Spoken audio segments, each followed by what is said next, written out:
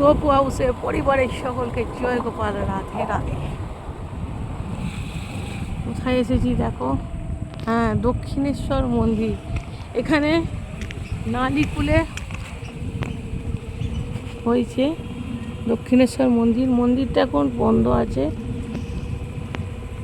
যারা এখানে থাকো অবশ্যই ভিজিট করতে পারো। চলো চলো মন্দিরের আশেপাশে চত্বরগুলো দেখিয়ে দিই। এখন এমনি দেখা যাবে না।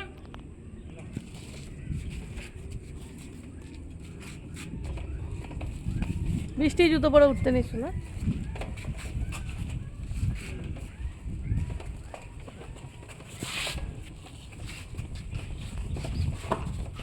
চলো